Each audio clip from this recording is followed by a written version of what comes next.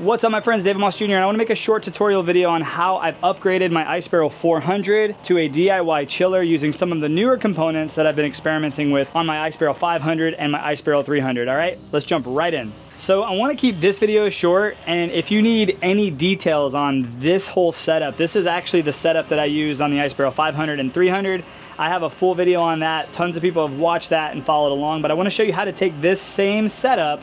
We're gonna change a few things about it and we're gonna attach it to the Ice Barrel 400. Now to answer a couple questions that I had myself, the 400 is not insulated. So it's gonna be fighting the elements. I'm here in Florida, this isn't water, this is sweat.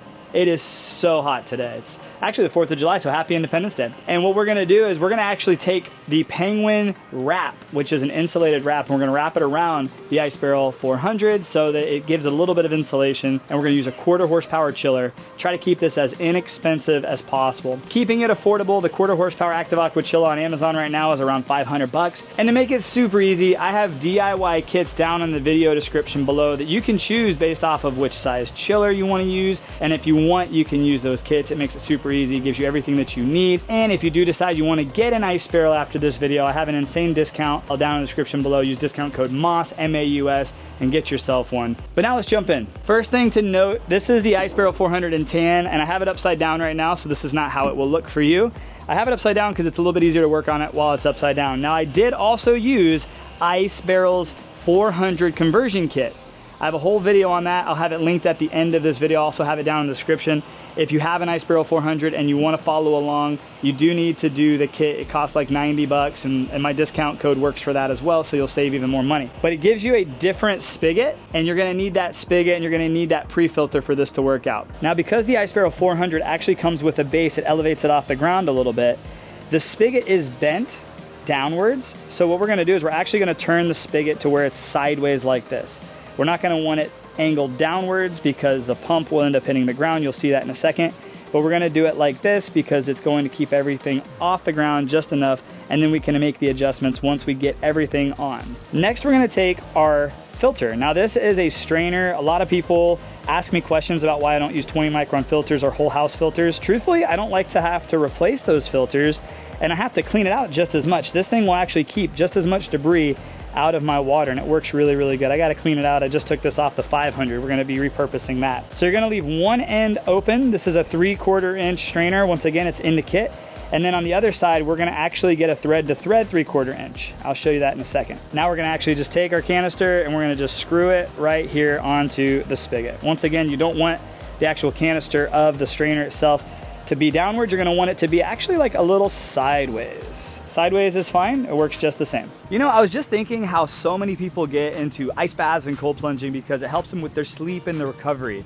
It helps them with their focus. It helps them reducing inflammation and reducing their stress. And that's why at the end of today's video, I popped a link down in the description below and I want you to check it out. It's to my friends, Cured. Cured believes in the earth-grown trinity. They combine CBD with functional mushrooms and adaptogens to help with all of those things we just talked about. Improving your sleep and your recovery, improving your focus, reducing your stress and anxiety. And those are just a small list of things that I've noticed and my wife have noticed since we've been taking Cured. Now they've got a lot of great supplements, but there's really two that we've been taking and we really love. One of them is their Serenity Gummies. And all you do is take 2 delicious gummies at night before you go to bed. And the combination they have in here helps you just melt into your bed and get the best night's sleep. And then every morning I've been taking Rise. And if you've watched any of my videos from years past, I started cold plunging because I was tired of experiencing brain fog.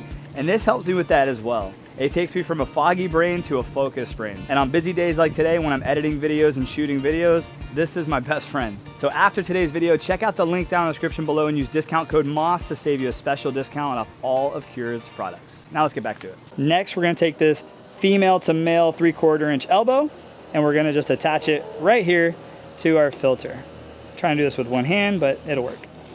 We're actually gonna wanna tighten it as much as we can, but we're also gonna want it to angle to the side opposite of your filter. For this next part, we're actually gonna flip the Ice Barrel over. We're gonna figure out where we want it, and then we're gonna take our pump. This is the Danner 950. There's a few different pumps in the kit that you can choose from. I like the Danner 950. It's been working like a charm with this setup. Now, if you go with a bigger chiller and a bigger filter, you might wanna opt for the bigger pump to move more water. But this thing has been working like a charm, so we're gonna stick with it. And then side note, if you do go with the Active Aqua or the Hydro Farm pump, There is a 850 model, somewhere in the 800s. I don't know the exact model off the top of my head, but I do want to point this out. That will not work with these components because the fittings are like 5/8 inch. It's really weird fitting, and it's very hard to find those fittings. A lot of people have made that mistake and went with the cheaper pump, and then none of the fittings work and they're very hard to find. The reason I go with the 1000 and I go with the 950 is because they use 3/4 inch fittings, so all this will work. If you go with a bigger tubing, however, you're gonna need some adapters, and I have a ton of videos on those. So if you're not subscribed to the channel and you want more information on DIY cold plunges, reviews, etc., you might want to subscribe, hit the notification bell, because I got a ton of content and a ton of content coming. Ooh yeah. That's where you gotta figure out where you want your ice barrel. We're gonna put it right up here. So now we step back and take a look. Everything looks good. This is how we want it. Now we're gonna attach our pump.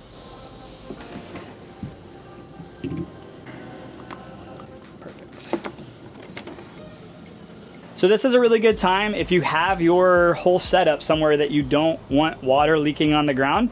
I don't really care. I don't mind a little bit of leaking, so I don't use Teflon tape. You're probably wondering why. Honestly, just another step. And I'm constantly moving my stuff around, doing different tutorials. So to me, I'm not looking for a permanent solution, but I've had no real issues with leaking, so I'm happy with it. This is a good time though, if you are going to test this before you set it up and fill it up with water. Go ahead and test it, put about 6 to 8 inches of water in there and look at your whole setup, look for leaking, and then make adjustments if needed. This next step we're gonna take, now this is, I've already pre-cut this. This has already been set up once again from the 500, and if you want, I highly encourage you to check out that video. I go over every step in great detail, but I'm just gonna visually show you everything in this video and try to keep it shorter, right? So this is the actual tip that's gonna go onto the chiller. You see how there's this little piece in here? That little piece is actually kind of like a plug that creates a seal so that doesn't leak. If that plug falls out or slips out, you might have some leaking from the top of your chiller. People have had that. You can use these clamps. These clamps are great. And then on the other side, I'm gonna have a barb to female 3/4 inch. And this is what's gonna go on the top of my Danner 950 pump, once again using clamps to keep everything nice and secure. So this is gonna go in and in. So tighten that down.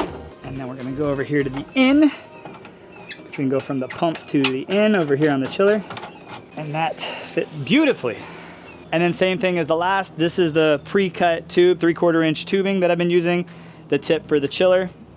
And this is another barb to a threaded 3/4 inch. This is gonna go in the top hole. Now I ended up using PVC. I kind of experiment with metal and PVC to see which one works best. There's really not much of a difference. There can be depending on how tight you make it and everything like that, but both have been working great for me. Cool, cool. Now we're gonna come down here to the chiller and we're gonna try to set it up to where there's no kinks. We don't want kinks. And this piece goes in the out. That's where the water's coming out of. We're gonna tighten that up. Good to go, baby. So now we're good to go. This is the setup here. I've got my ice barrel. I've got my filter, my pre-filter. I've got my elbow going into my pump, my tubing going into my chiller. That's where everything gets nice and cold. Then I've got my tubing going right back into my ice barrel. It's gonna create circulation. What I do like about this build is that I do have the shutoff valve on the spigot. So when I do wanna clean out my filter, I can just shut that off, take off my filter canister, spray it out with water. I don't have to buy new filters, which is one of the reasons I love using this. And if you've done both like me, you know what I'm talking about. Changing out the paper filters and the sediment filters is great. You get to see the nastiness, but it gets dirty just the same and you have to buy them and replace them. This, I just spray out with a hose and it's easy to go. It's really, really clean. Now, a couple of troubleshooting things. If you do have a setup like this and you notice that your water's not flowing anymore, you need to clean out your canister. A lot of people ask me, hey man, what's going on with my DIY? I followed your tutorial, everything's great, but all of a sudden now I don't have any water flow. 99% of the time, it's because your canister is a little dirty and you can't really see it because the outside is where the fresh water is, the inside is where the dirt is. So unless you get down there and really inspect it, you're not gonna be able to tell that your canister, filter, your strainer, whatever it's called, is dirty. So I highly encourage you to constantly spray that out at least once a month, even if it's not getting a ton of use. Well, now I'm gonna go ahead and fill it up with water and we're gonna test it out. So I did the tan one and my wife came up and she wants me to do the black one. So if you're watching this video, this whole tutorial is on the tan one. If you follow me on Instagram, it's probably gonna be a black one. While this is filling up, I'm gonna go ahead and put on this insulated penguin chiller wrap to try to help fight off some of the sun. It does have a reversible tan side and a black side. So I did a test on this with a different chiller in a video a few months ago, and it actually made a difference. I didn't think it would, but it did.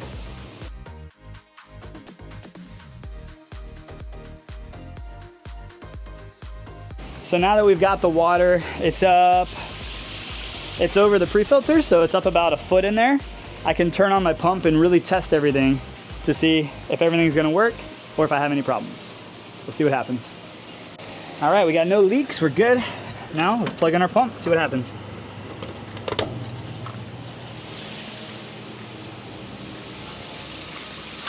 Boom. All right, well, there we have it. Hopefully that helped you a little bit. I know I didn't go over each detail super specifically, but once again, I have a few videos I already done that on. I just wanted to set this up, get this thing going, and really test this out. You know, I'm using a 1/4 horsepower active aqua chiller, the Danner 950, a strainer, a tan Ice Barrel 400 with the tan Penguin Chillers insulated wrap, and it's gonna be out here exposed to the sun basically all day, every single day here in Florida. It's a hot one today. I'm super sweaty. I can't wait till this thing cools down so I can jump in. I'm excited. I've got a tiny bit of dripping, but that might have actually happened before I turned everything on. And that's another thing to consider is when you have all this filling up with water and you don't have it on, there's a little bit of pressure builds up down here. So when you turn it on, there's a little bit of a leak or a little bit of a drip. Sometimes when you turn it on, that leak will go away until you turn it off again. But I'm excited. I've got my chiller set down to the low 50s. And we like to do a lot of contrast therapy sessions up here, so having 2 setups up here I think will be nice. And that's it. Hey, I am gonna make one update. If you've watched any of my DIY videos before and you've built any of these, I get a question a lot, and that's, hey, what do I do if I don't want condensation dripping on my floor? There's these mats that I don't need because I usually set mine up outside, but there's these mats that do a really good job, and I've recommended them to a lot of people, and everybody's reported back that they've worked great. So I'm gonna start putting those in my kits. So if you see that and you want that, go ahead and grab it. The cool thing about these Amazon kits is it makes it simple for you, but you can pick and choose what it is that you want, and you don't have to buy everything if you don't want or need everything. Now at this point, if you have any questions, pop them down in the comments below. Make sure that you like this video, share it with a friend that wants to build this same setup. If you'd like to get an ice barrel, use discount code MAUS, M-A-U-S, or any ice barrel products or accessories, saves you money as well. If you have the Ice Barrel 400 and you wanna get this Penguin wrap, I do also have a link that you can use down in the description below for getting that if you want to get that. Now I'm going to let this thing fill up, chill down, and go have a great Independence Day. God bless you guys. I appreciate you for watching. I will see you on the next video. Have a great day, and God bless. Hey, before you go, if you were interested in that 500 DIY kit, which is basically this entire build, just a little more detailed, I'm going to pop that video up right here. So go ahead and check that out right here if that's something that you want. I'm also going to pop up over my face the video where I explain how this Penguin wrap actually made a little bit of a difference, quite a difference actually. So check that one out. I'll see you guys later.